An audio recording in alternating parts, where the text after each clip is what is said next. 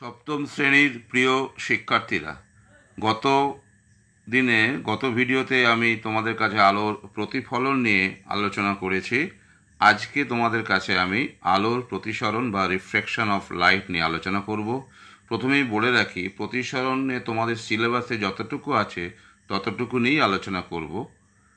প্রথমেই দেখো, তোমরা আলোর প্রতিফলনে দেখেছো যে আলো যখন এক মাধ্যম থেকে গতিশীল হয়ে দুই মাধ্যমের বিভেদ তলের কোনো বিন্দুতে আপতিত হয়, তখন আলোরশ্মির কিয়দংশ পুনরায় প্রথম মাধ্যমে ফিরে যাচ্ছে। এটাই আমরা পড়েছি যে আলোর প্রতিফলন, অর্থাৎ আলো বিভেদ তলের কোনো বিন্দু আপতিত হয়ে কিয়দংশ পুনরায় প্রথম মাধ্যমে ফিরে যাচ্ছে।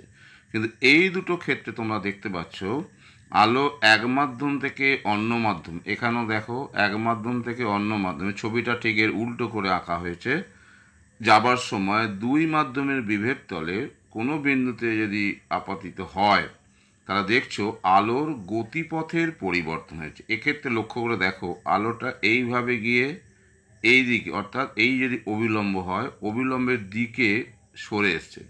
আবার এক্ষেত্রে দেখো, এই যে বিভেদ তল, আলোকরশ্মি দুই মাধ্যমের বিভেদ তলের ও বিন্দুতে আপতিত হয়েছে, এক্ষেত্রে তোমরা দেখছো যে বিভেদ তল থেকে দূরে সরে যাচ্ছে। অর্থাৎ আলোকরশ্মি এক মাধ্যম থেকে অন্য মাধ্যমে, সেটা এই মাধ্যম থেকে এ মাধ্যমে হতে পারে, অর্থাৎ লঘুতর থেকে ঘনতর হতে পারে, বা ঘনতর থেকে লঘুতর, যেভাবেই হোক না কেন, দুই মাধ্যমের বিভেদ তলে এই বিন্দু বা এই বিন্দু আপতিত হলে আলোর গতিপথের পরিবর্তন হয়, অভিমুখের পরিবর্তন। অর্থাৎ আলোটা এইভাবে গিয়ে সোজা এই পথে না গিয়ে এক্ষেত্রে অবিলম্ব থেকে দূরে সরে গেল, আর এক্ষেত্রে সোজা এইভাবে এই পথে সোজা না এসে অবিলম্বের দিকে সরে গেল।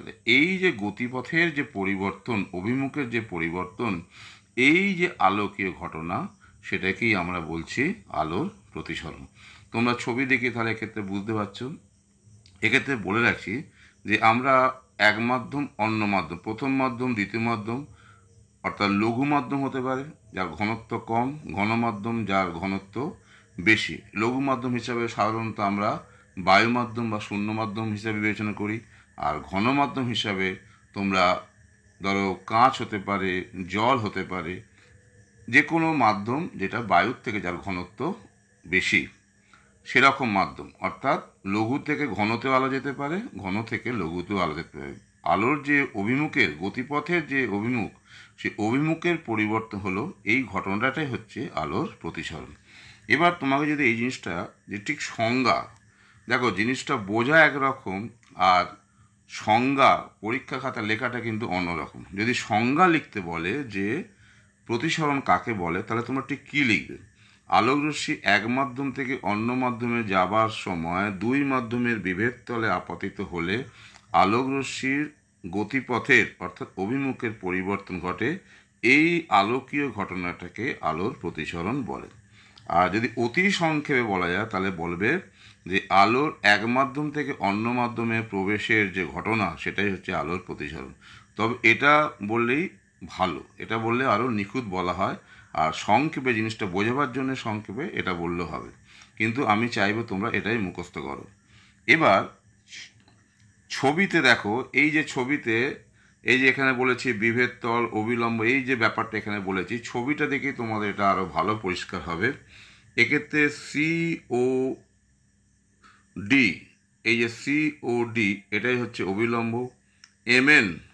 MN হচ্ছে বিভেদ তল, ও হচ্ছে আপাতন বিন্দু, AO আপতিত রশ্মি, OB প্রতিসৃত রশ্মি। এক্ষেত্রে AO আপতিত রশ্মি, OB হচ্ছে প্রতিসৃত রশ্মি। I অ্যাঙ্গেল অফ ইনসিডেন্স মানে আপাতন কোণ, আর হচ্ছে অ্যাঙ্গেল অফ রিফ্র্যাকশন প্রতিসরণ কোণ।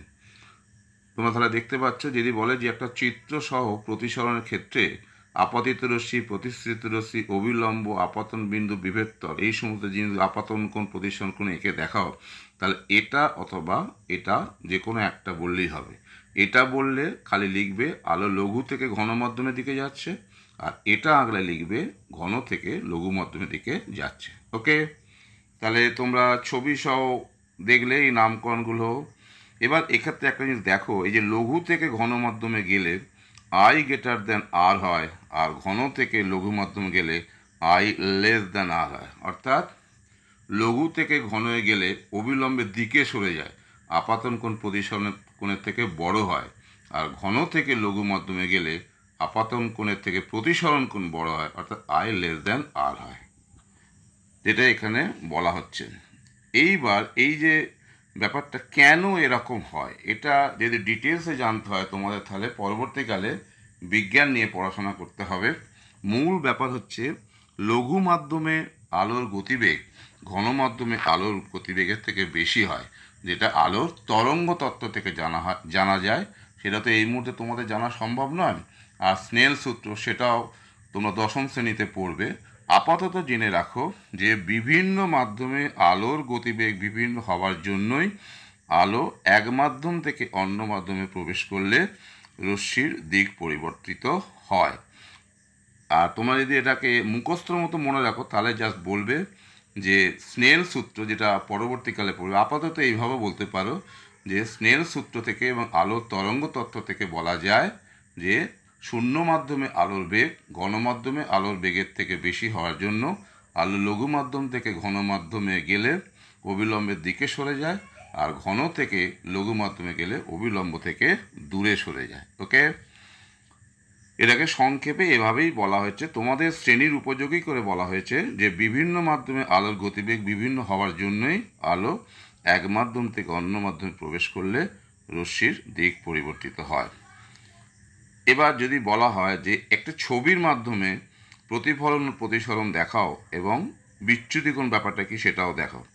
এই যে যেটা বললাম যে আলো এক মাধ্যম থেকে যেতে যেতে যেতে যেতে এই দুই মাধ্যমের বিভেদ তলে এই বিন্দুতে আপতিত হয়েছে, তাহলে আলোর কিয়দ অংশ পুনরায় প্রথম মাধ্যমে ফিরে যাচ্ছে, এই আলোকে ঘটনা হচ্ছে প্রতিফলন। আর আপতন বিন্দুতে যখন আলোর গতিপথের পরিবর্তন হয়েছে, সেটাই হচ্ছে আলোর প্রতিসরণ। এক্ষেত্রে আমি লঘু থেকে ঘনর দিকে আলো যাচ্ছে সেটাই দেখানো হয়েছে। এক্ষেত্রে একটা জিনিস বলি যে বিচ্যুতির ব্যাপারটা একটু জেনে রাখো। বিচ্যুতির ব্যাপারটা কি, দেখো আলো এইভাবে যাচ্ছিল, যদি মাধ্যমের ঘনত্বের তফাৎ না হতো তাহলে আলো সোজা এই পথে বেরিয়ে যেত, কিন্তু মাধ্যমের ঘনত্বের ভিন্নতার কারণে বিভেদতল ও আপাতন বিন্দু থেকে এই যে বিভেদতলে পড়ে আলো এক্ষেত্রে অবিলম্বের দিকে সরে গেছে। অর্থাৎ এই যে কোণের যে তফাৎ, অর্থাৎ এইটা হচ্ছে আপতিত রশ্মি এইভাবে যাচ্ছে, এটা হচ্ছে প্রতিষ্ঠিত রশ্মি। তাহলে আপতিত রশ্মি আর প্রতিষ্ঠিত রশ্মির মধ্যে যে কোণের পার্থক্য হচ্ছে সেটাই হচ্ছে বিচ্যুতি কোণ, যেটাকে ইংরেজিতে বলে অ্যাঙ্গেল অফ ডেভিয়েশন। তাহলে এই ক্ষেত্রে দেখো এটা যদি আই হয় তাহলে পুরোটা হবে আই, এইটা হচ্ছে আর, তাহলে এটা হচ্ছে আই মাইনাস আর। আর যদি ঘন থেকে লঘু হয় তাহলে তোমরা করে দেখতে পারো আর মাইনাস আই। অর্থাৎ আই ও আর এর যে পার্থক্য, আপাতন ও প্রতিসরণ কোণের যে পার্থক্য, সেটাই হচ্ছে বিচ্যুতি কোণ। এই ব্যাপারটা তোমাদের অত মাথা না ঘামালো হবে, এটা তোমরা দশম শ্রেণীতে আবার পড়বে। আপাতত জেনে রাখো যে বিচ্যুতি কোণ মানে হচ্ছে আপাতন কোণ ও প্রতিসরণ কোণের মধ্যেকার পার্থক্য। ওকে, আর একটা জিনিস বলি যে লম্ব আপতন হলে কি ঘটনা ঘটবে। অর্থাৎ আলো যদি এক মাধ্যম থেকে অন্য মাধ্যমে যাওয়ার সময় এইভাবে যদি লম্বভাবে বিভেদ তলে আপতিত হয়, তাহলে কি হবে না, সেক্ষেত্রে কোনো বিচ্যুতি হবে না, সোজা দ্বিতীয় মাধ্যমে প্রবেশ করবে। সেটাই আমি বলেছি, লম্ব আপতনের ক্ষেত্রে আলোক রশ্মির দিক পরিবর্তন না করে দ্বিতীয় মাধ্যমে প্রবেশ করে। এই ঘটনার ব্যাখ্যাটা তোমরা দশম শ্রেণীতে পড়বে, অর্থাৎ স্নেল সূত্র যখন পড়বে তখন জানতে পারবে। এই মুহূর্তে তোমাদের ওটা জানার দরকার নেই। আপাতত জেনে রাখো যে আলো এক মাধ্যম থেকে অন্য মাধ্যমে যাওয়ার সময় যদি বিভেদ তলে লম্বভাবে আপতিত হয়, তাহলে আলোর গতিপথের অভিমুখের পরিবর্তন না ঘটে সোজা দ্বিতীয় মাধ্যমে প্রবেশ করবে। ওকে, তাহলে আজকে মোটামুটি তোমাদের প্রতিসরণ সম্পর্কে একটা বেসিক ধারণা দিলাম, তোমরা এটুকু জেনে রাখো। এরপরে আমরা প্রতিবিম্ব ও প্রতিসরণের কারণে কীভাবে প্রতিবিম্ব গঠিত হয় সেটা নিয়ে আলোচনা করব। তাহলে আজকে এ পর্যন্তই।